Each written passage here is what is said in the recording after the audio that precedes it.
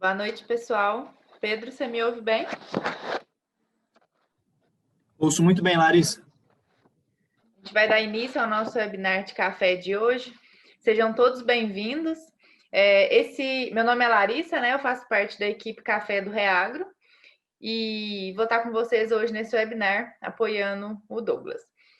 O webinar é um projeto gratuito do Grupo Reagro, juntamente com o 3R Lab, com o intuito de levar diversos temas relacionados à cadeia produtiva do café a vocês.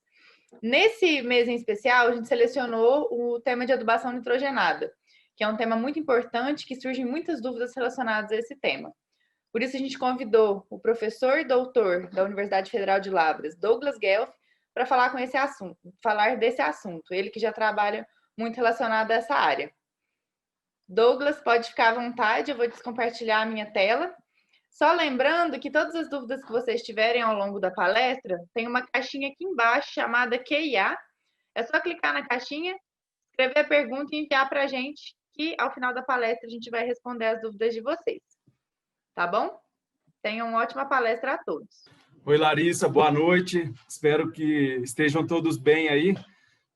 Para mim é um prazer poder participar desse webinar com vocês. Eu agradeço pelo convite, pela lembrança do meu nome, para falar um pouquinho sobre o tema nitrogênio. Qualquer coisa, vocês fiquem bem à vontade para fazer alguma intervenção. Se eu não tiver, o áudio não tiver bom, alguma coisa, pode me interromper aí, por favor. Pessoal, boa noite a todos.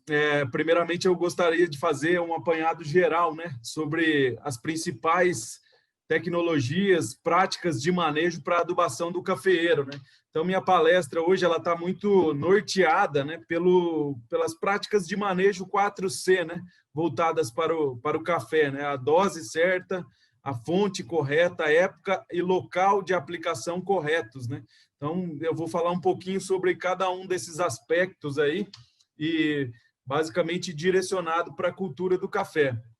Mas a gente sempre, quando trabalha dentro da cafeicultura, da agricultura de maneira geral, e quando se fala sobre fertilizante ou aplicação de nutrientes, nós estamos muito preocupados e cada vez mais preocupados não só com o aumento da produtividade do café, mas também com o aumento da qualidade, né, do café colhido, está muito atrelado ao preço da saca de café produzida, e as questões ambientais, né? O café hoje é um produto que é comercializado principalmente para fora do Brasil, né? E alguns mercados eles são bastante exigentes em termos de sustentabilidade também. Então, esse conceito que eu estou apresentando para vocês aqui de eficiência de um fertilizante, ele é muito importante e ele engloba todos esses aspectos, né? Aqui eu tenho duas situações aí, que seria o cafeicultor A aí do lado esquerdo em vermelho e o cafeicultor B do lado direito, né? Então, o cafeicultor A com 100 quilos de fertilizantes ou valores hipotéticos, né? Não são reais, é simplesmente para vocês entenderem o conceito de eficiência, ele consegue colher aí 60 sacas por hectare, né? Tendo um lucro médio de R$700 por hectare.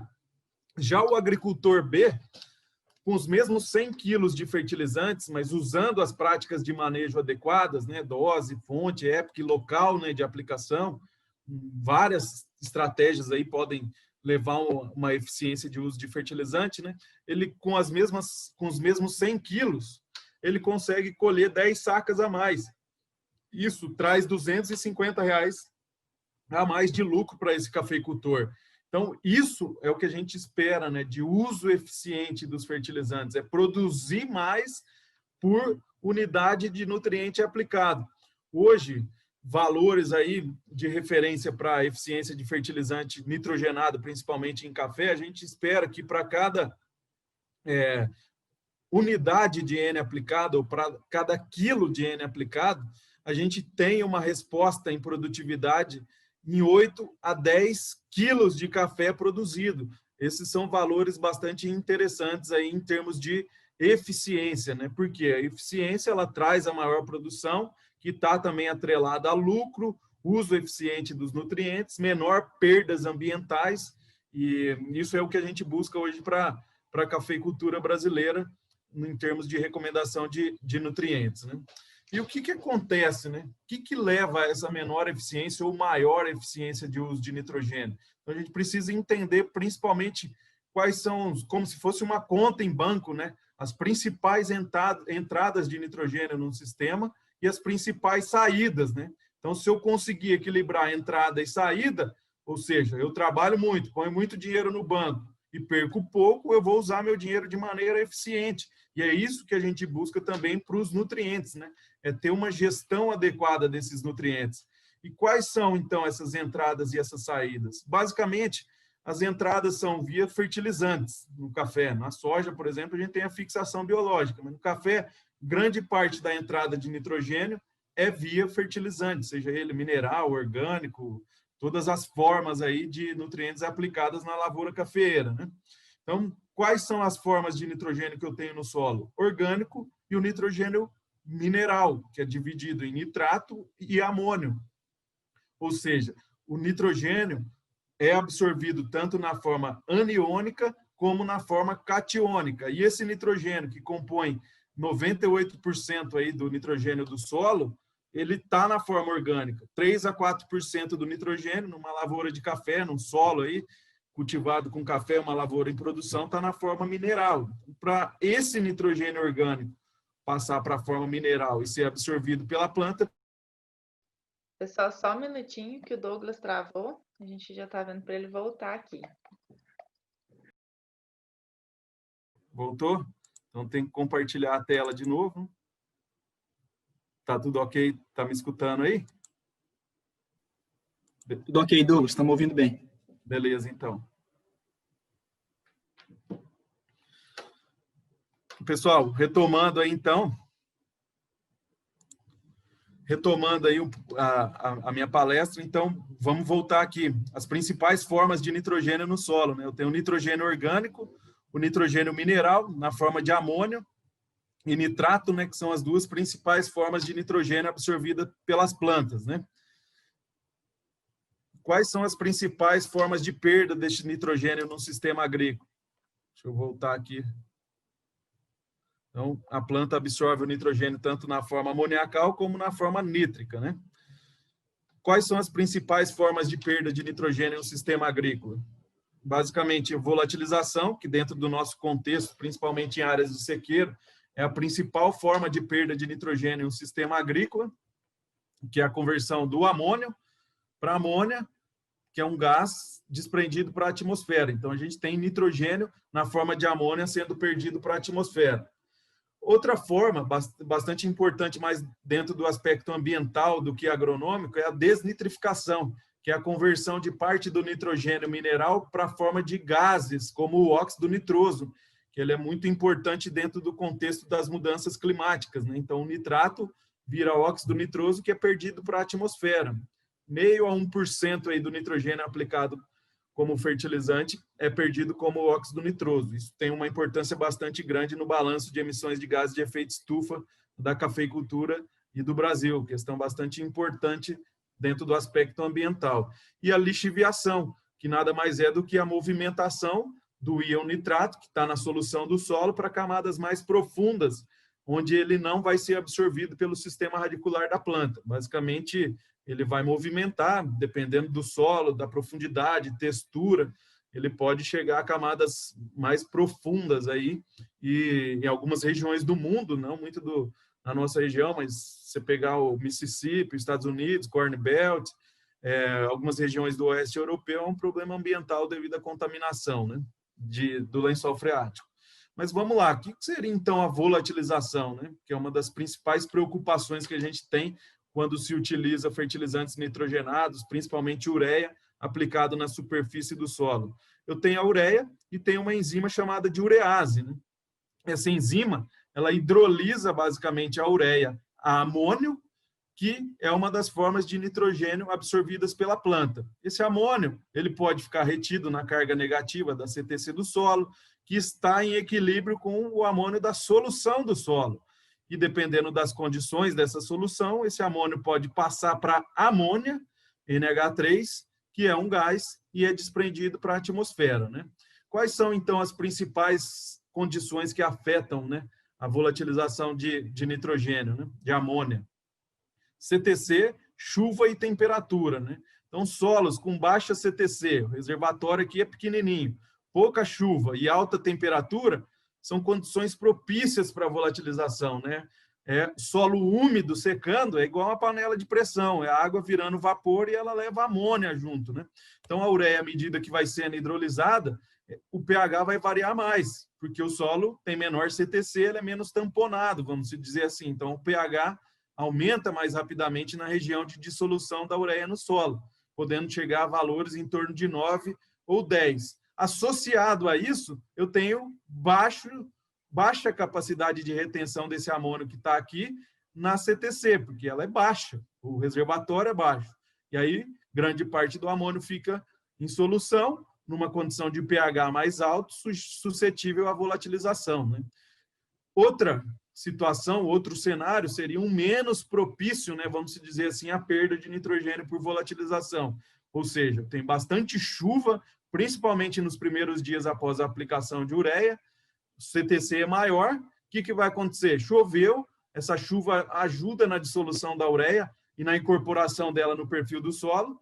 O solo tem CTC maior, ou seja, o pH varia menos, porque o solo é mais tamponado, vamos dizer assim. Além disso, eu tenho uma alta capacidade de retenção de íons, ou seja, de amônio, pouco amônio em solução, pH não está tão elevado, e menos nitrogênio sujeito à perda por volatilização. Então, o que seria uma condição ótima? Alta CTC, pouca chuva, temperaturas mais amenas e solo seco, basicamente. Essa seria uma condição propícia para menores perdas de nitrogênio por volatilização. Mas dentro do contexto do café, o que ainda acontece, né? A planta, ela atua como se fosse um telhado, né? Ou seja, a chuva vai incidir sobre essa planta e ela vai escorrer. Então, eu já falei várias vezes isso. Se a gente colocar um pluviômetro aqui na projeção da copa do café e outro aqui na entrelinha, com certeza vai cair menos água sobre o fertilizante aqui na projeção da copa. Então, essa questão do efeito da chuva na incorporação de nitrogênio aplicado na ureia, na superfície do solo, na projeção da copa do cafeeiro, ela tem uma restrição bastante grande. E, além disso, ali a gente tem uma quantidade significativa de folhas e resíduos em uma lavoura em produção que servem de barreira física à incorporação dessa ureia. Aqui a gente pode ver ureia acumulada na superfície das folhas. Isso acontece com todos os insumos que são aplicados ali na projeção da copa do cafeeiro. Então, são condições que tornam ainda mais problemática o uso da ureia, vamos dizer assim, em áreas de lavoura de café em produção e de sequeiro, né? Além da quantidade de chuva, eu também tenho que me preocupar com a intensidade da chuva. Não é só chover 20 milímetros. Se chover 20 milímetros, aquela chuvinha molha bobo o dia inteiro, é uma coisa. Chover 20 milímetros em 1 hora, 2 horas, é outra coisa. Então, esses gráficos aqui, eles mostram justamente isso. À medida que aumenta a intensidade da chuva, reduz a perda de nitrogênio por volatilização. Então, se chover 5 milímetros em 8 horas, a perda é menor. 5 milímetros em 24 horas, chuvinha molha bobo. Acaba que a contribuição da chuva para a incorporação desse nitrogênio no café, principalmente, vai ser muito restrita, vamos dizer assim, né?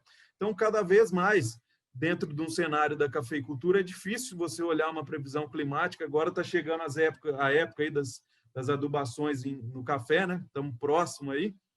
E aí o cafeicultor olha e vê aí que a previsão de condição de aplicação de nitrogênio ou de fertilizantes na próxima semana é de 2 dias. Dos 7 dias que ele tem para aplicar fertilizante, ele só tem 2 dias para, vamos dizer assim, fazer essa aplicação. Você pensa numa fazenda aí com 100, 200, 300 hectares de café, quem que pode hoje ficar esperando chuva para incorporar a ureia numa condição extremamente difícil, né?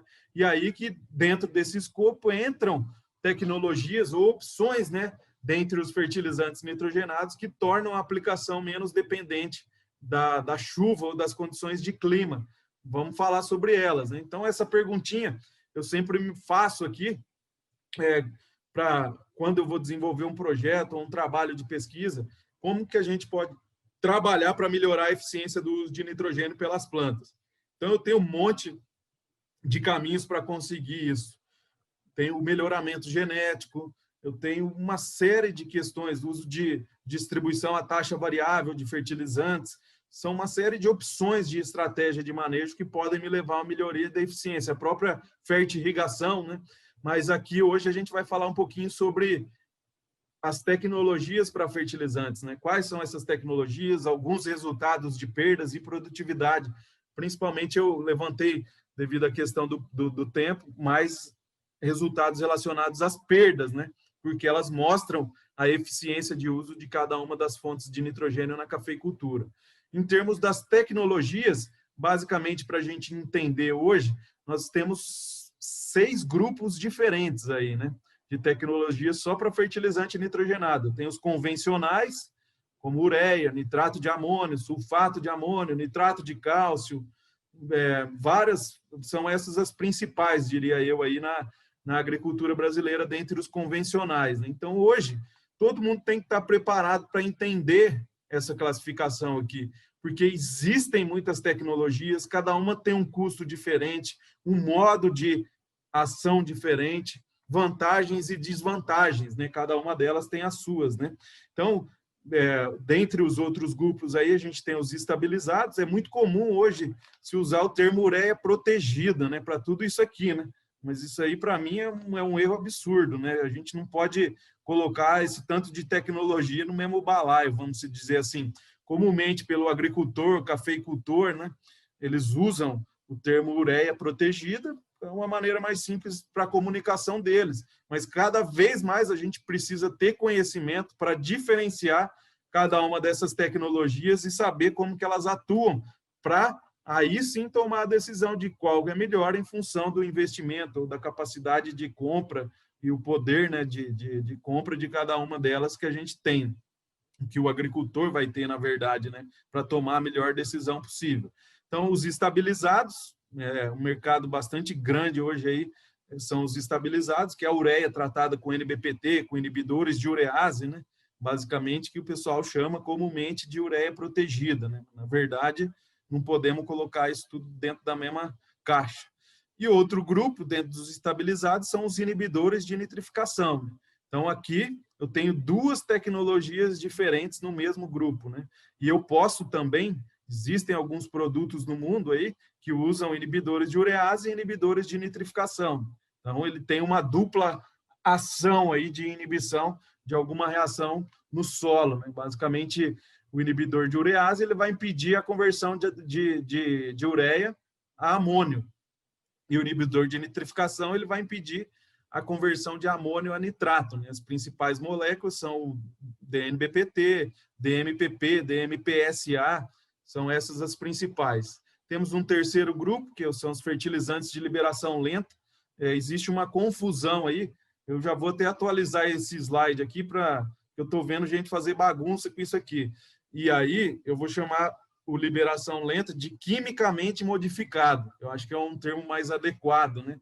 Basicamente, você faz reações com nitrogênio dentro de reatores, né, com carbono, ureia, você forma moléculas que têm diferentes tamanhos de cadeia e longevidades, né, de liberação do N, né? Então, esse é um outro grupo.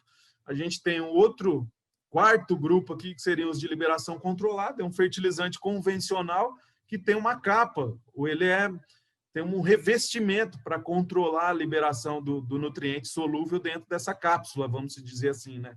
Esse é outro grupo. O blend nada mais é do que a mistura física de tecnologias. Se eu pegar uma ureia tratada com NBPT e misturar com uma ureia de liberação controlada numa proporção conhecida, eu tenho uma mistura física de 2 fertilizantes. Se eu pegar a ureia convencional, misturar com ureia com liberação controlada, eu tenho um blend também, né? Cada grano tem uma tecnologia diferente, né? E um outro grupo bastante importante, que vai dar margem aí para desenvolvimento de muitas tecnologias, é colocar 2 tecnologias no mesmo grânulo. Ou seja, eu tenho a ureia tratada com NBPT e eu vou lá e adiciono uma capa de polímero biodegradável nesse mesmo grano. Então, eu tenho uma dupla ação aí dos aditivos, né? Então, essas são as principais tecnologias, pessoal. Talvez um dos objetivos aí mais importantes da minha palestra seja chamar a atenção para vocês de que nós não podemos chamar isso tudo aqui de ureia protegida. Cada um aqui tem um modo de ação, tem um custo, né? Tem uma tecnologia, vamos dizer assim, desenvolvida ao longo do tempo e que tem uma condição que ela vai funcionar de maneira melhor ou pior, vamos dizer assim, onde ela vai ter mais vantagens e menos desvantagens. E a gente precisa ter um conhecimento para tomar essa decisão em função de critérios técnicos, é claro também que critérios relacionados a critérios econômicos. Esse é um vídeo que eu coloco para ilustrar aqui para vocês, basicamente, como que é o funcionamento, né, de cada uma dessas tecnologias. Mas aqui nós temos uma solução indicadora, à medida que aumenta o pH, que existe contato entre o fertilizante e essa solução, ocorre uma mudança da cor ou não. Se mudou para azul é porque aumentou o pH. Como eu falei lá no início, a ureia convencional, que é o número 1 aí, ela aumenta o pH, então ficou azul, né? O nitrato de amônio já é um fertilizante de reação ácida, né? Vamos dizer assim, ele não vai ter alteração ali no pH em torno da dissolução. Então, a solução continua, vamos dizer assim, amarelinha, né? Porque é um fertilizante de reação ácida. Essa é uma ureia tratada com NBPT, não é uma capa, é simplesmente um aditivo que foi aspergido nos grânulos do fertilizante. Então, ele vai inibir a atividade da urease, mas ele não tem nenhum tipo de efeito, vamos dizer assim, de liberação controlada do nutriente. Simplesmente é um aditivo para reduzir as perdas. Essa é a ureia formaldeído, ela tem uma fração de nitrogênio solúvel e uma fração, outra fração de maior longevidade, então por isso que a coloração ela muda, que eu tenho aqui na formulação desse produto um pouco de sulfato de amônio, ureia, uma fração prontamente disponível. Essas três últimas tecnologias são fertilizantes aí que têm uma capa de revestimento, basicamente. Então não existe o contato entre a solução indicadora e o fertilizante que está lá dentro dessa capa, né? Vamos dizer assim, desse revestimento. Então, a solução, lógico que ao longo do tempo isso aqui vai passar para azul, porque a ureia vai sendo liberada. Mas, num primeiro momento, não existe aquele aumento repentino, aumento significativo do pH em torno do grânulo desse fertilizante. Então, essa é uma questão bastante importante e a gente vê aqui que realmente não existe contato entre a ureia que está lá dentro do revestimento e a ureia e a solução indicadora, senão, vamos dizer assim, teria virado do amarelo para o azul devido ao aumento do pH. Alguns resultados, né, de trabalhos que a gente desenvolve, principalmente em áreas de sequeiro aqui do sul de Minas Gerais, basicamente o que eu faço de resumo aqui é que nitrato de amônio, sulfato de amônio, ureia dissolvida em água, alguns aditivos, resinas, eles sempre entregam alguma coisa em termos de redução de perdas de nitrogênio.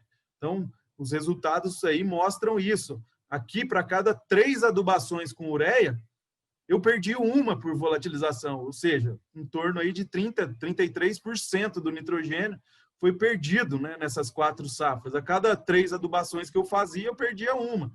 E as outras tecnologias, elas trouxeram alguma melhoria em termos de eficiência de uso de nitrogênio e redução das perdas por volatilização, né? Esse é um trabalho bastante interessante, a gente já tem resultado de 5 safras aí, né? Muitos dados foram analisados, né? Produtividade, volatilização, uma série de estoques de nitrogênio, mineral e orgânico, né? E eles mostram também, que eu acabei de falar, que nitrato de amônio tem perdas reduzidas de nitrogênio por volatilização e que a ureia com inibidores de urease reduz as perdas de nitrogênio por volatilização em comparação à ureia convencional. Mas os resultados em termos de perda ainda são um pouco aquém dos resultados que a gente tem para o nitrato de amônio, né? Então, a gente sempre precisa colocar não só o preço da tonelada do fertilizante, mas a eficiência dele, né? Quanto que ele perde de nitrogênio. Porque cada quilo perdido de nitrogênio, a gente sabe hoje com o dólar mais alto, a gente tem uma perda aí de 3 a 4 reais por quilo de nitrogênio volatilizado, né? Isso é uma questão bastante importante. Outro trabalho também que foi desenvolvido com ureia convencional, nitrato de amônio, ambos em 3 parcelamentos, um blend em 2 parcelamentos e 2 parcelamentos com redução de 30% da dose, um blend de maior longevidade aplicado apenas em um parcelamento. Resumidamente, todos eles trazem alguma vantagem em relação à redução de perdas de nitrogênio por volatilização em comparação à ureia. Então, por isso que eu falo, ureia convencional, cada vez mais, não deve ser utilizada para cafeicultura. Um fertilizante que a cada 3 adubações a gente perde uma por volatilização. Então, a gente tem que otimizar o uso desses nutrientes na cafeicultura. Eu mostrei quais condições levam a isso e resultados de mais de 10 anos de pesquisa mostrando que nós temos opções mais interessantes aí em termos de fontes, né, para uso no cafeeiro, né?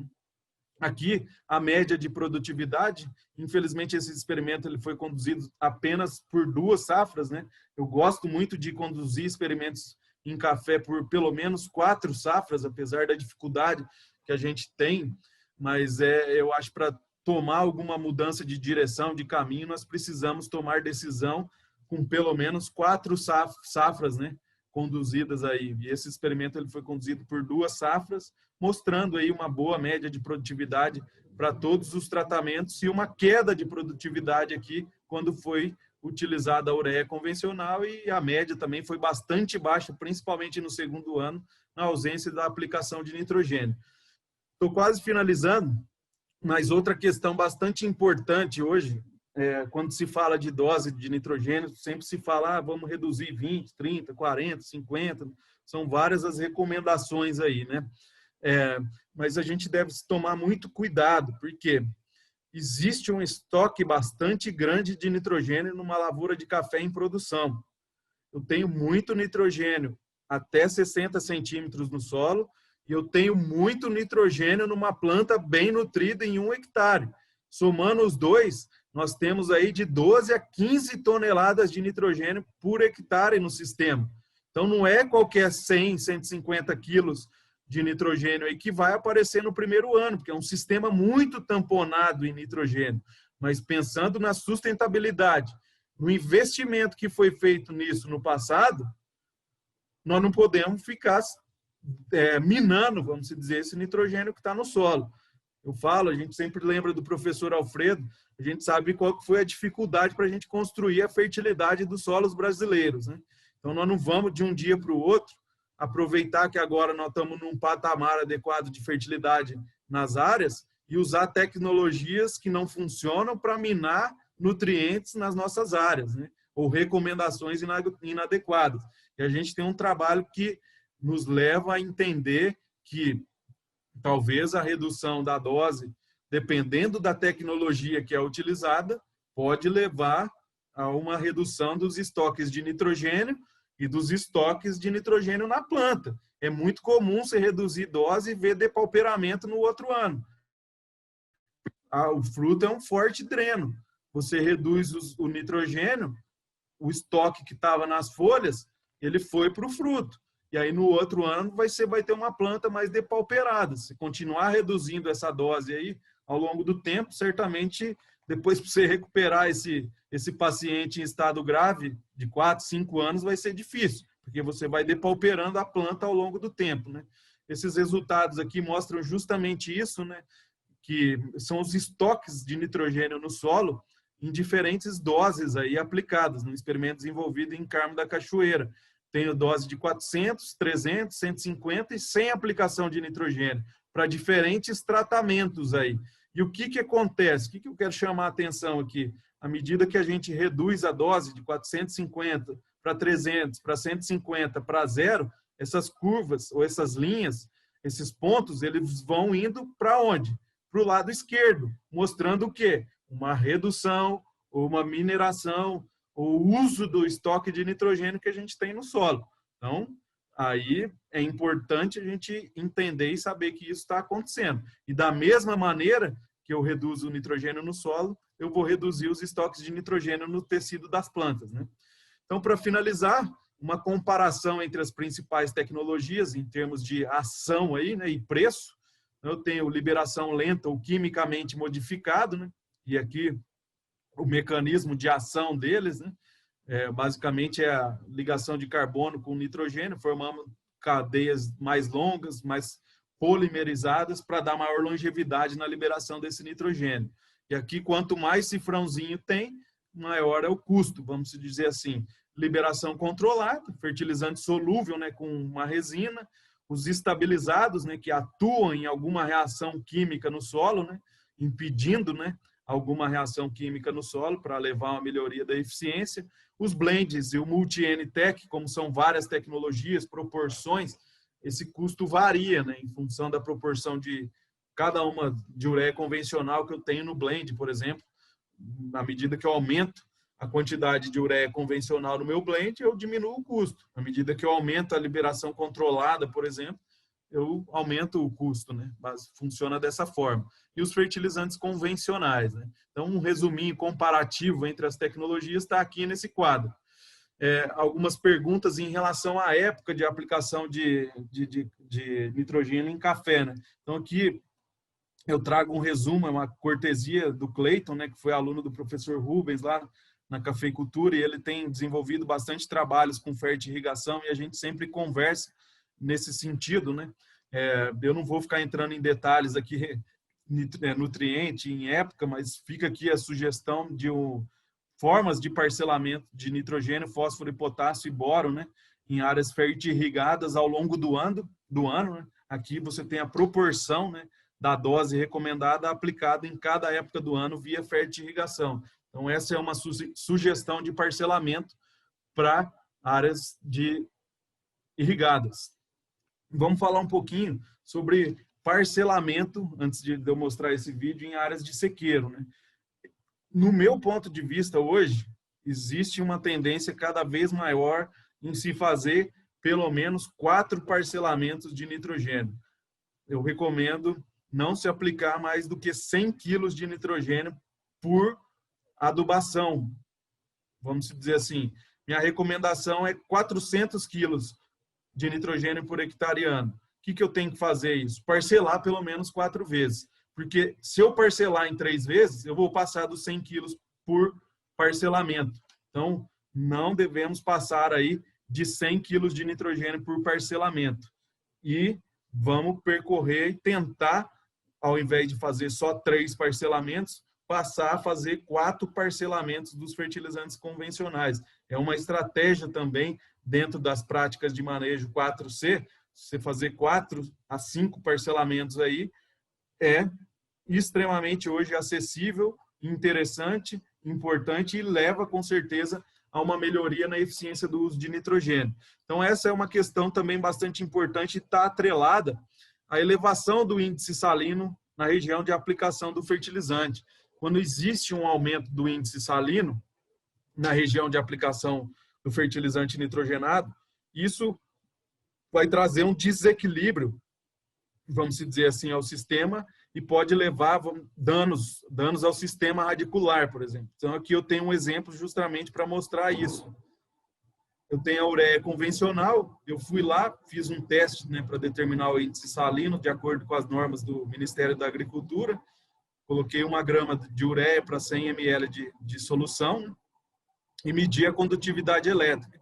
Isso eu também fiz para o fertilizante de liberação controlada e fiz para o nitrato de sódio, que é o índice salino 100, né, que é o padrão, a referência é 100.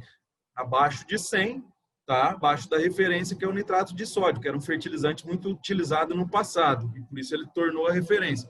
Acima de 100, como o KCl, é um fertilizante de alto índice salino. Então, isso pode levar a um dano do sistema radicular, quando você aplica fertilizantes com alto índice salino, em altas doses, mistura nitrogênio com potássio, com certeza a salinidade vira uma cortina ali que traz alguns danos ao sistema radicular da planta. Então, aqui eu tenho o nitrato de sódio, todos a gente fez a medição da condutividade elétrica e calculou, né, o índice salino de cada um dos fertilizantes. Então, a ureia deu 74,4, fertilizante de liberação controlada, ou ureia revestida, diminuiu o índice salino, 41,3, e ambos foram abaixo da referência, aí, que é o nitrato de sódio. Então, eu fiz esse vídeo justamente para mostrar que a capa de revestimento, além de liberar o nutriente gradualmente ao longo do tempo, ela também reduz esse aumento exacerbado do índice salino na região de aplicação do fertilizante. Isso é muito importante, porque quanto maior o índice salino, maior a dose de nitrogênio e potássio aplicadas, maiores os danos, aí, vamos dizer assim, do fertilizante ao sistema radicular do cafeeiro, né? Então, só resumindo aí, hoje existe a tendência de se passar 3 adubações de nitrogênio para 4 adubações. Você vai reduzir índice salino, reduzir perdas, distribuir as suas aplicações ao longo do tempo de maneira mais efetiva e, com certeza, além da tecnologia para o fertilizante, é uma estratégia importante aí para melhorar a eficiência do nitrogênio na cafeicultura, né? Só de referência também outros valores, né, do sulfato de amônio e nitrato de amônio, são fertilizantes que têm um índice salino maior do que a ureia convencional, né?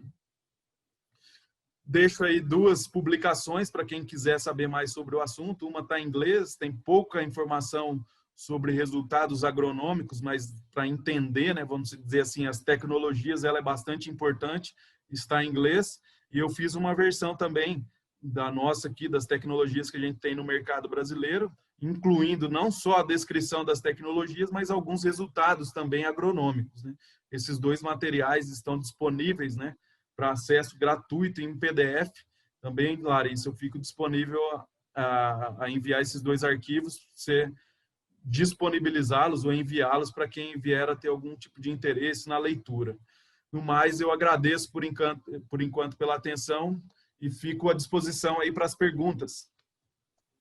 Muito obrigada, Douglas. Muito importante, muito válido esses resultados de estudo, né, nesse tema tão importante que é o nitrogênio. A gente vai dar uma parada só um minutinho, vou convidar o Luciano e o Marcos para falar e a gente volta em alguns minutinhos para responder as perguntas de vocês, pessoal. E quem tiver pergunta ainda pode mandar aqui na caixinha QIA. Pedro, pode compartilhar a tela.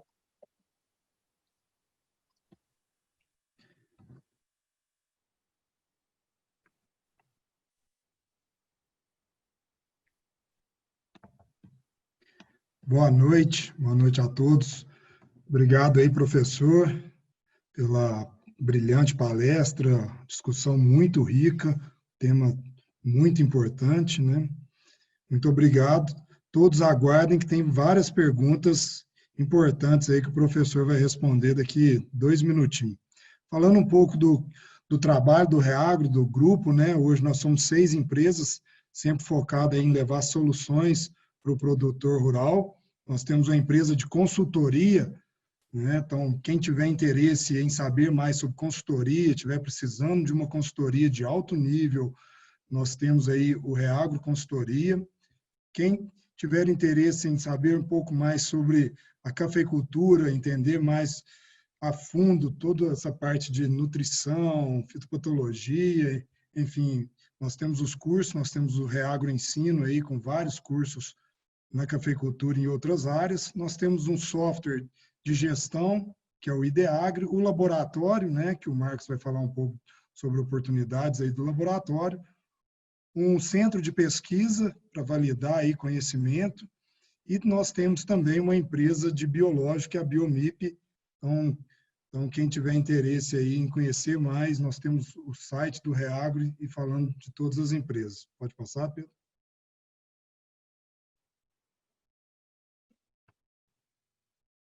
Falando aí de oportunidade no ensino, né, com esse webinar aí é uma forma de levar ensino gratuito a várias pessoas, hoje com mais de 430 pessoas inscritas aí nesse webinar. Nós temos a pós-graduação em gestão no agronegócio, para aqueles que querem trabalhar mais a parte comercial, marketing, gerenciamento, administração, gestão de negócio, planejamento estratégico, reconhecida pelo MEC, essa pós-graduação inicia agora em outubro. E nós temos 2 cursos, né, um formato online e um presencial, que é o de gestão da produção de café, muito aí para produtor, gerente, agrônomo, pessoas ligadas à produção diretamente. Nós temos o formato online, que foi um sucesso, que começou em agosto, e já estamos lançando uma outra turma que começa em novembro, então são vagas limitadas e é um sucesso de vendas. E temos outros 2 cursos, que é um de Varginha em Franca. O de Varginha já está com a turma confirmada e o de Franca aí para iniciar no próximo mês. Temos vagas ainda em todas essas turmas. Quem tiver interesse, entrar em contato com a Ludmila, que está aí no o contato dela abaixo. E também convido vocês a participar do grupo do Telegram, que fala exclusivamente da cafeicultura. Só entrar no grupo e digitar Reagro Café, que já vai aparecer o grupo para vocês entrarem. No mais, muito obrigado, uma boa noite a todos.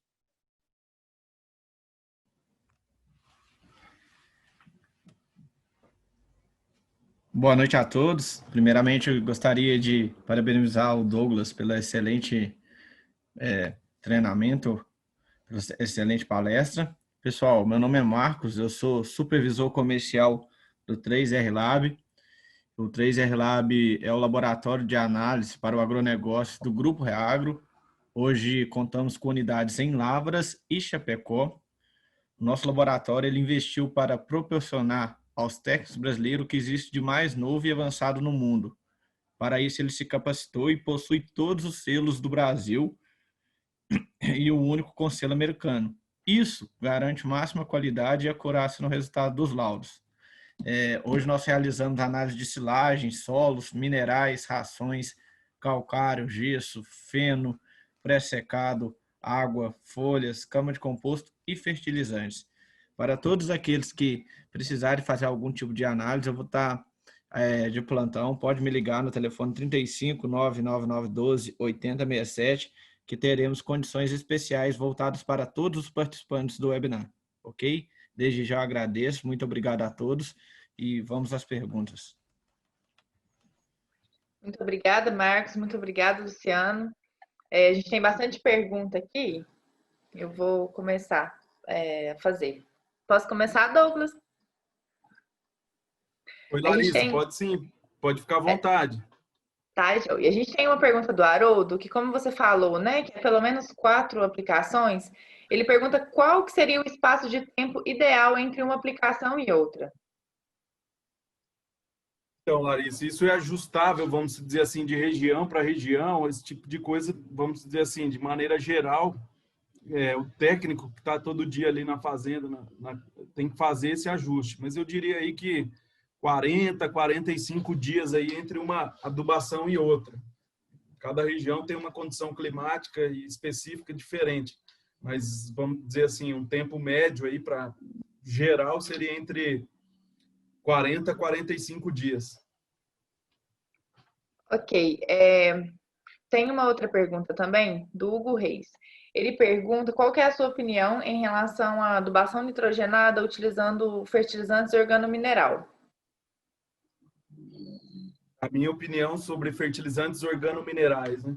Então, esse é um assunto bastante complexo, vamos dizer assim, e às vezes eu tenho que falar até pausadamente e detalhar o que eu penso sobre isso, porque algumas pessoas podem dizer, o Douglas não gosta disso, de A ou de B, não é bem por aí, certo?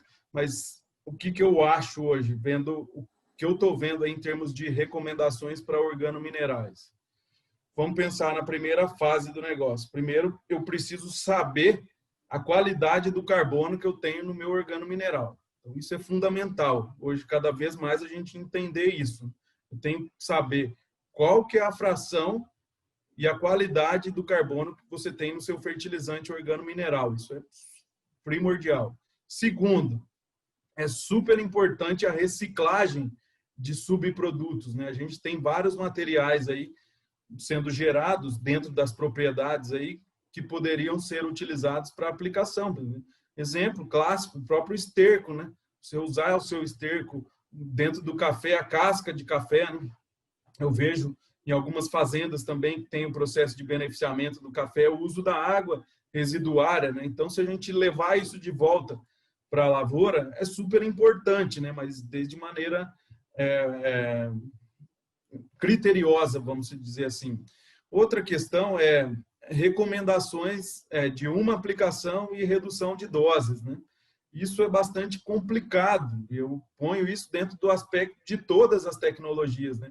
O que determina a dose de nitrogênio a ser aplicada, infelizmente, não é só a tecnologia para fertilizante. São vários fatores, né? A produtividade, né? O histórico da área. Então, infelizmente, assim, algumas estratégias de mercado e comerciais vêm sendo usadas, né, para recomendar reduções aí de dose. Enfim, mas o que eu tenho para dizer sobre isso é que a determinação da dose de um fertilizante, ela não é feita só em função do fertilizante que eu uso. Isso é importantíssimo a gente saber, né? São vários fatores aí que a gente deve levar em consideração para usar, vamos dizer assim, determinar a dose de nitrogênio que eu vou aplicar na área que eu tenho, seja via fertilizante organomineral, mineral, né?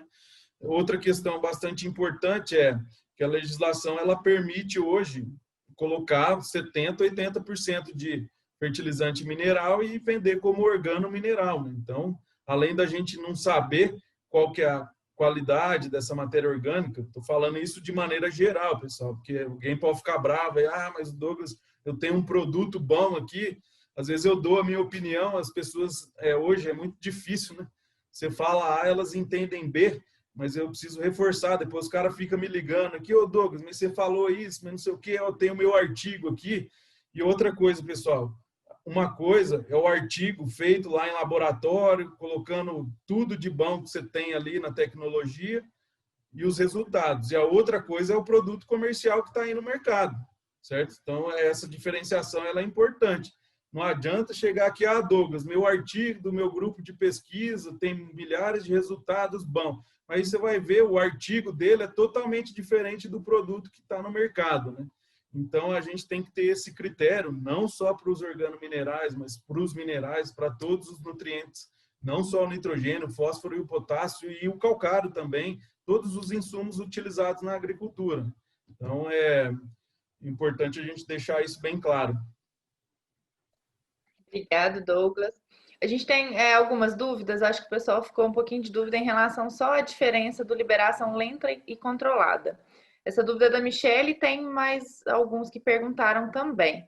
Se um exemplo da liberação lenta é os ciclos, qual seria um exemplo de liberação controlada e a diferença entre as duas em relação à vantagem e desvantagem?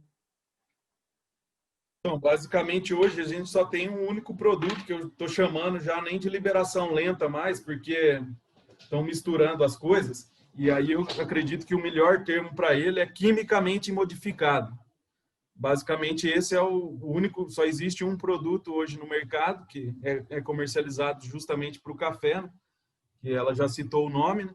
E os outros produtos são de liberação controlada. Basicamente, é uma ureia convencional que você tem um revestimento, vamos dizer assim, no grão da ureia. A ureia quimicamente modificada ou de liberação lenta, ela não tem nenhum revestimento.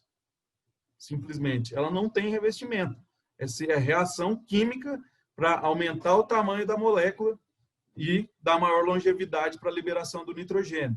Já a liberação controlada é um fertilizante convencional, ureia revestida com um polímero para dar maior longevidade, vamos dizer assim, para o nitrogênio, para a liberação do nitrogênio do fertilizante. Né? Vantagens e desvantagens, né? Vamos pensar aqui no caso de liberação lenta, ele tem uma atuação mais forte do componente microbiológico do solo, né?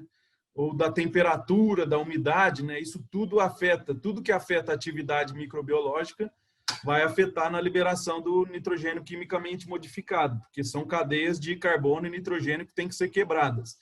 Enquanto que o de liberação controlada, o que afeta mais a longevidade do produto é a espessura e o tipo de revestimento e temperatura e umidade do solo, basicamente.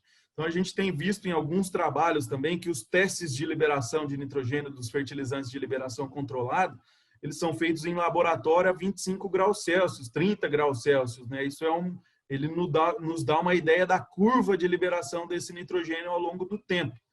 Mas, se a gente for medir ali a temperatura na projeção da copa do cafeeiro, na época, na média, geralmente ela é menor, por incrível que pareça, do que 25 graus Celsius. Então, acaba que a liberação é um pouco mais demorada do que dos testes de laboratório, basicamente é isso. Então, resumidamente, são essas as diferenças aí entre os fertilizantes quimicamente modificados e os de liberação lenta. Quimicamente modificado, vai para dentro de um reator, não tem capa no grânulo, certo? Já os de liberação controlada, ureia convencional com uma capa de revestimento, que pode ser vários componentes aí, poliuretano, poliéster, poliamida, né? São várias resinas aí que são utilizadas para próprio enxofre elementar também.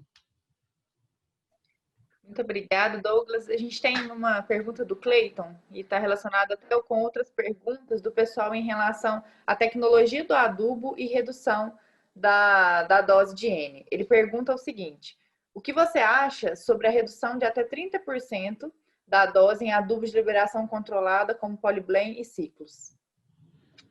Pois é, eu acho que, Larissa, eu já falei um pouquinho sobre essa questão da dose, né? Eu sempre falo que a dose, principalmente a dose de nitrogênio, né, diferente do fósforo, que a gente tem o extrator ali no solo, do potássio, dos micronutrientes, ela é determinada em função do potencial produtivo da lavoura, né, de uma série de questões, e não só em função da tecnologia do fertilizante. Eu tenho alguns trabalhos hoje que a gente está tentando desenvolver também o potencial de fornecimento de nitrogênio para a planta via nitrogênio orgânico já presente no solo, porque muitas vezes esse ajuste da dose para cima ou para baixo, ele é feito em função da produtividade e da quantidade de estoque, dos estoques de nitrogênio que eu tenho no solo, né? Então eu seria, vamos dizer assim, incorreto se eu estivesse de acordo com uma redução de 30, 40, 50% da dose simplesmente devido ao uso dessas tecnologias, porque não é só isso que determina a dose de nitrogênio a ser aplicada. Você pode ter uma lavoura esqueletada, você pode ter uma lavoura de alto potencial produtivo, uma lavoura irrigada. Então, a agronomia não é tão simples assim, né? Vamos usar a tecnologia e vamos sempre reduzir 30%, 40% da dose. É claro que alguns resultados mostram que isso pode ser viável e possível em algumas situações, mas talvez o perigo esteja aí em generalizar isso aí de maneira, vamos dizer assim, incorreta, né? Certo. Muito obrigada, Douglas. A gente tem uma outra pergunta aqui do Cipriano e está relacionada a outras perguntas que o pessoal teve também. Em relação à dose de nitrogênio, se você tem algum trabalho relacionando dose de nitrogênio com produção em vegetação. E eu vou associar até uma outra pergunta do Luiz em relação aos malefícios de altas doses de nitrogênio. O pessoal tem aumentado bastante as doses nitrogenadas.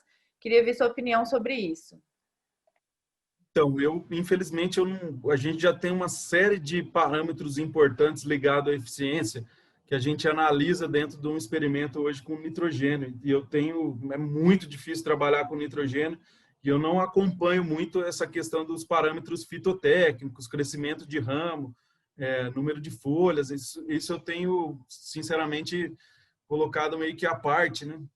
Mas a gente sabe que o excesso de nitrogênio pode levar também ao excesso de crescimento de vegetação, assim, consumo de luxo. Mas em relação ao principal malefício, eu acho que ele é para o bolso, né, do cafeicultor, né? Quando você aplica tudo que se aplica em excesso, ele está mais sujeito à perda, né? Vamos dizer assim, e é desperdício, né? Eu gosto de um conceito muito importante, Larissa, que é a gestão dos nutrientes também. Assim como a gente faz gestão financeira, gestão ambiental, a gente tem que fazer a gestão dos nutrientes, né? Então, se eu tenho ali R$5.000 para investir em adubação, 4.000 em calcário, em adubo, eu não vou investir num negócio que não vai me dar resposta, né? Então, se eu ficar aplicando altas doses de nitrogênio todo ano, o que vai acontecer? Eu estou causando um dano aí, porque isso não vai me trazer aumento de produtividade. Eu não vou ter uma melhoria na produtividade. E eu estou gastando em nitrogênio. Então, qual que é, para mim, o principal malefício, além de qualquer coisa que possa acontecer com a planta, é o econômico, né? Devido ao uso excessivo de nitrogênio. Porque o uso excessivo, está muito claro que ele vai levar a maiores perdas, a menores respostas em termos de produtividade. Então, É nesse sentido aí que eu diria, né?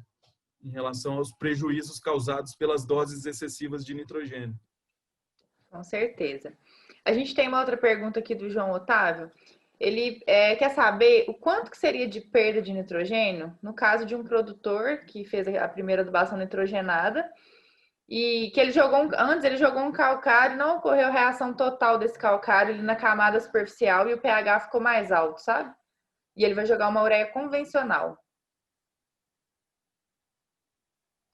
Larissa, essas lavouras que a gente faz, as análises de nitrogênio, elas recebem calcário de acordo com as recomendações oficiais. Sabe? A perda média de nitrogênio em lavouras de café usando ureia convencional é de 30%. Ok, obrigada. Tem uma do César também, perguntando sobre a ureia complexada com ácido úmico e ácido fúlvico. Se reduz essa perda reduz a perda por volatilização, se ela é viável. Então, eu não sei, sinceramente, como que é feita essa complexação, né? Se é com matéria orgânica, se tem algum aditivo, se isso é aspergido na superfície do grânulo, ou é uma ureia fluida, né? Talvez ele detalhar melhor a pergunta, fica mais fácil, mas a gente tem algumas situações aqui que a adição de matéria orgânica como revestimento à ureia, junto com outros aditivos, tem trazido alguma melhoria aí para uso eficiente, mas eu não sei se é a situação específica que ele está perguntando, então é preferível que ele detalhe melhor, né, qual que é a tecnologia que ele está falando. Ok, se quiser podem continuar enviando as perguntas, pessoal, podem detalhar.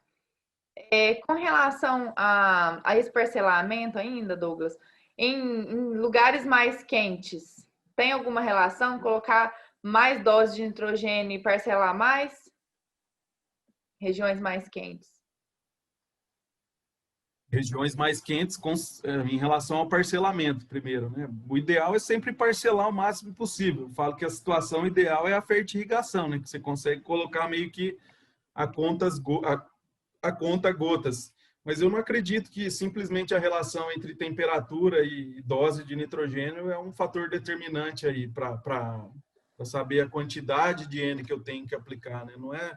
Não é simplesmente a temperatura vai promover um maior crescimento vegetativo e a demanda metabólica vai ser maior, mas o seu solo ali está suprindo, né? Se você colocou a dose adequada que você tem ali para a adubação daquele ano, nós não podemos balizar a dose de nitrogênio simplesmente só pela temperatura, não.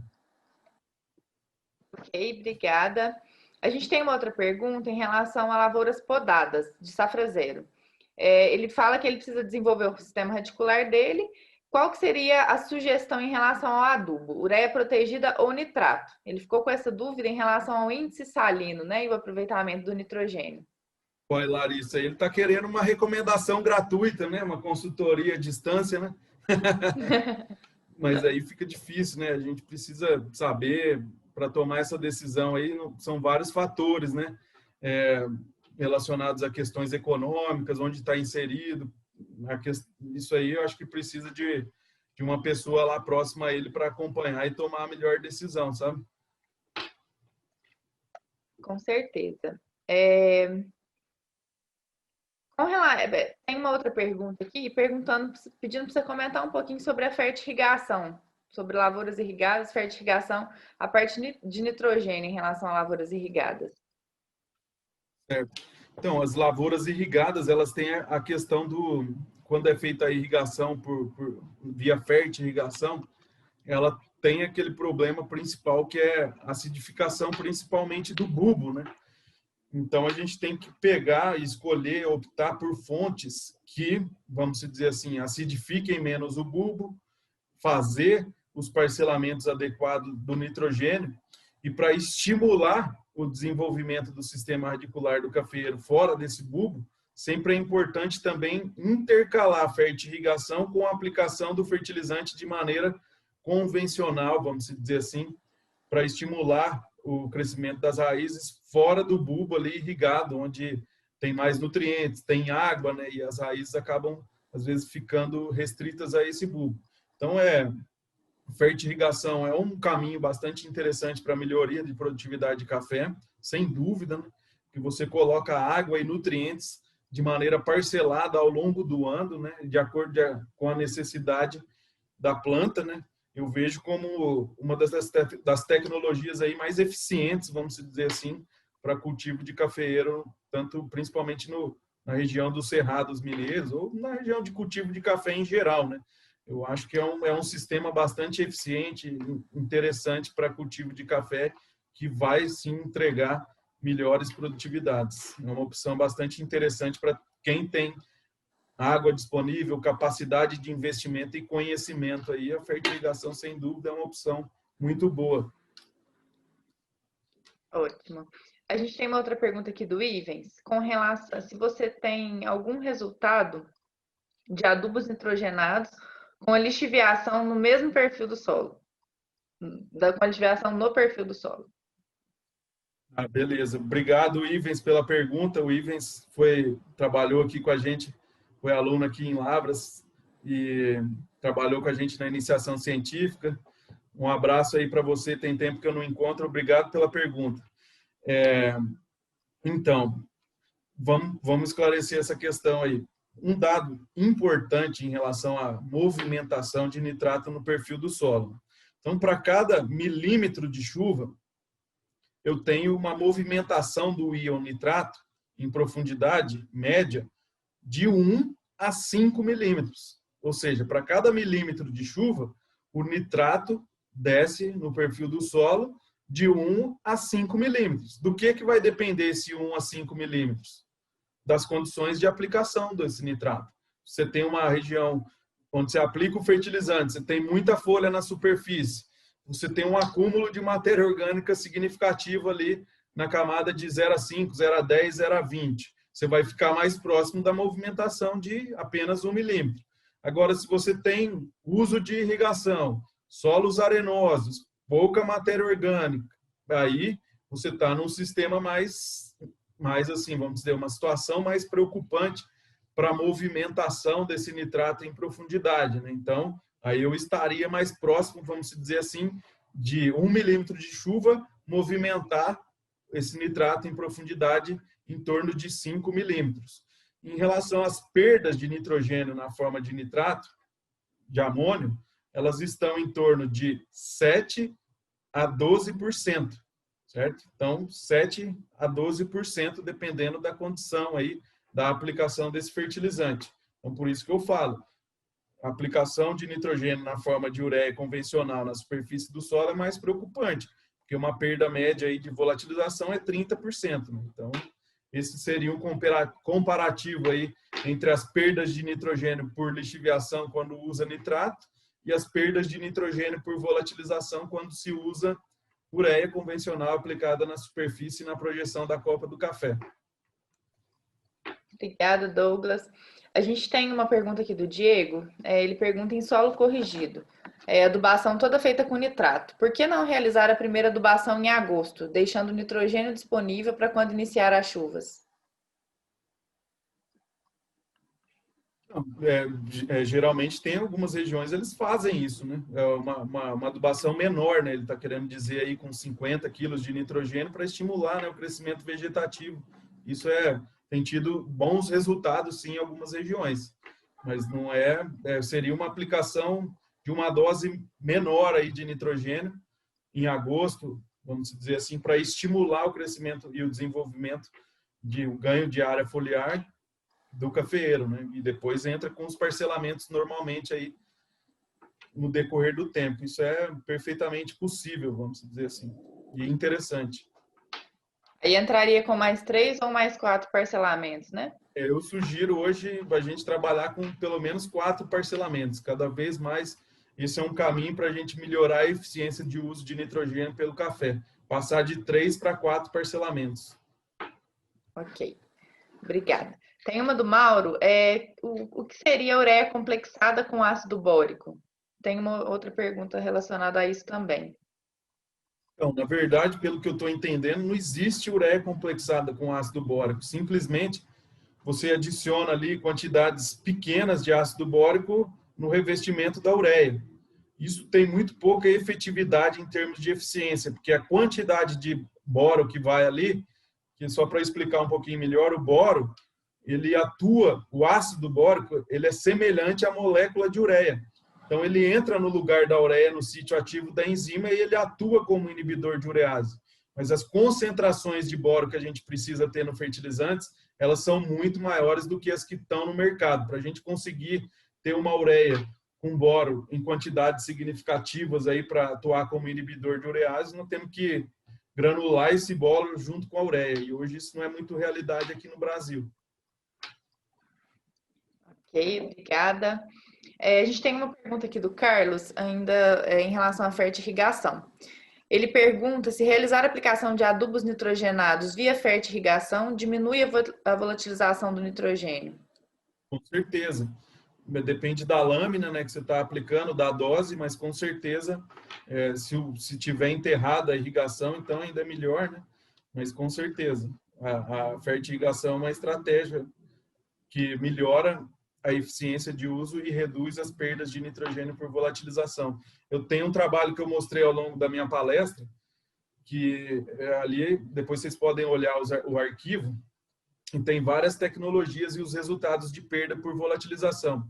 Então, uma opção, por exemplo, dependendo da região, é a aplicação da ureia via drenche, né? Eu já conversei, dei essa palestra em diferentes regiões produtoras de café, e algumas pessoas, por exemplo, elas aproveitam uma aplicação de boro ou de herbicida via solo e aplicam ureias, 30, 40, 50 quilos de ureia também, é uma maneira de você fazer um outro parcelamento, né? E aplicam junto ali essa ureia diluída em água e, com certeza, o aproveitamento e ocorre uma redução da perda de nitrogênio por volatilização da ureia aplicada via drenche ou via fertirrigação.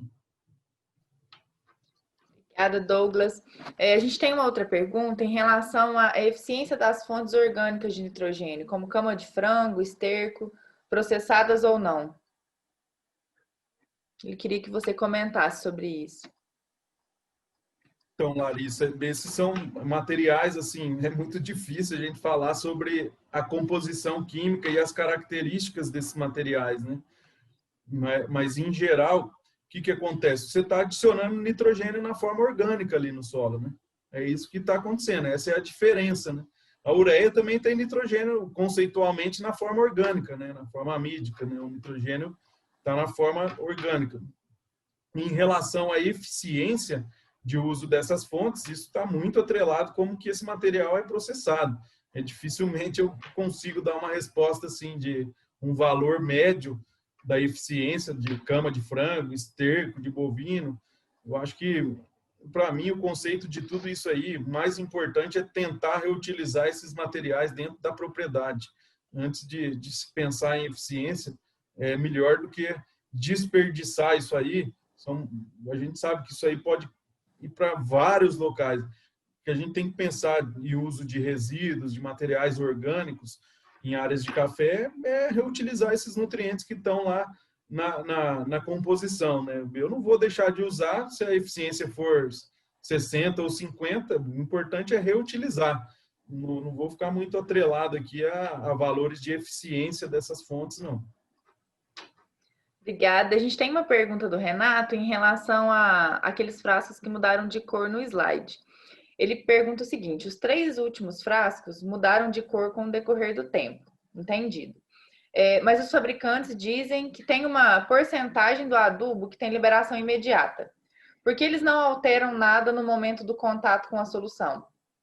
Porque, na verdade, aqueles ali são 100% de liberação controlada. Ele não tem uma fração convencional, vamos dizer assim. Ele não é um blend. Ele é 100% revestido, né?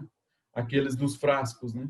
Então, se eu colocasse ali um blend, que tem, sei lá, 30% de convencional e 70% de liberação controlada, certamente vai alterar a cor lá. Certo. A gente vai encaminhando aqui para as últimas perguntas, pessoal. A gente tem uma pergunta, Douglas, sobre a relação econômica. O custo do fertilizante de liberação controlada, se ele é viável economicamente, visto que seu custo no mercado é praticamente o dobro do convencional. Então, Larissa, essa é uma questão bastante importante, né? Infelizmente, como eu não atuo, né, comprando esses fertilizantes e atuo diretamente como cafeicultor, vamos dizer assim, mas eu acho que é um fator primordial. Não adianta nada eu só trazer eficiência, mas se o custo também não for acessível, né? Então, essa é uma mensagem que eu deixo, né? Eu acho que para todo mundo que produz esse tipo de tecnologia, é importante a gente trabalhar cada vez mais e ajustar os valores de acordo com as matérias-primas, com os critérios de produção, para que, com o tempo, né, esses produtos fiquem mais acessíveis para as mais variadas condições de cultivo de café no Brasil, né? E, às vezes, é difícil a gente generalizar aqui em termos de custo, né? Se eu pegar uma ureia com NBPT, eu não posso falar que o custo é tão alto assim comparado com uma ureia de liberação controlada, né? São tecnologias diferentes, né? Então, isso é importante. Se eu pegar um blend, por exemplo, eu não posso falar que ele tem um custo tão alto quanto um fertilizante 100% de liberação controlada. Então, infelizmente, é um desafio que a gente tem. Essa questão do custo ela é extremamente relevante, porque na escolha de um fertilizante mais adequado, com certeza a gente tem que levar em consideração o custo, né, do fertilizante. E essa conta ela tem que ser feita em função da eficiência da fonte. Então, se ela me entrega uma redução nas perdas de nitrogênio por volatilização de 30% a menos em relação à ureia convencional, eu tenho que pôr isso no custo. Eu pego lá preço da tonelada do fertilizante, multiplico pela eficiência e divido pela concentração de nitrogênio. É essa conta que a gente tem que fazer, que às vezes a conta que é feita é preço do fertilizante dividido pela concentração de nitrogênio no fertilizante. Aí, a ureia vai dar até 2.351 depois de Cristo o fertilizante mais barato, porque não colocamos a eficiência, né, no contexto. Então, eu tenho que entender cada vez mais esses fertilizantes e colocar, né, vamos dizer assim, o que eles entregam em termos de eficiência no cálculo do custo. E para isso a gente precisa ter uma pessoa preparada, um técnico, um agrônomo, vamos dizer assim, uma consultoria para tomar a melhor decisão dentro desse contexto. Com certeza, Douglas, isso é muito importante mesmo. E a gente sempre está analisando o custo em relação à eficiência da fonte e a situação de cada propriedade, né? A gente tem propriedades que algumas fontes vão ser melhores em relação ao parcelamento, então a gente tem que estar de olho sempre nisso e todos os aspectos, né? Aspectos fitotécnicos e de eficiência dessas fontes. Eu te agradeço desse tema tão importante, né? Você passou muita informação para a gente, para ajudar na tomada de decisão do nosso dia a dia. E agora, pessoal, a gente pegar todas essas informações, né, e na escolha do adubo, considerar a eficiência, como o Douglas está falando, não é simplesmente, né, o custo geral, e que isso ajude na tomada de decisão do dia a dia na nossa propriedade. Douglas, eu te agradeço mais uma vez a todas essas informações. E se você quiser deixar uma mensagem para o pessoal, pode ficar à vontade. Pessoal, a mensagem que eu deixo é só agradecer vocês, né, por poder compartilhar um pouco do conhecimento que a gente adquiriu aí. Eu acho que essa é uma função primordial, né, de professor de uma universidade. A gente passa anos e anos ali estudando, né, desde o mestrado, doutorado, e depois vira professor e diversas oportunidades a gente agregar e melhorar cada vez mais o nosso conhecimento. Então, eu espero ter atendido aí a expectativa de vocês, passado um pouquinho do que a gente conhece aí das tecnologias de manejo da adubação nitrogenada para o cafeeiro, e também me coloco à disposição aí para qualquer dúvida, se vocês quiserem entrar em contato ou quiserem mais informações, a Larissa e o pessoal da Reagro aí tem os meus contatos. Fiquem à vontade para entrar em contato comigo e esclarecer e entrar, vamos dizer assim, maiores detalhes, né? Porque a gente tem a questão do tempo. E deixo um abraço a todos aí e agradeço pela participação. Muito obrigada, Douglas. Boa noite a todos, pessoal. Boa noite, abraço.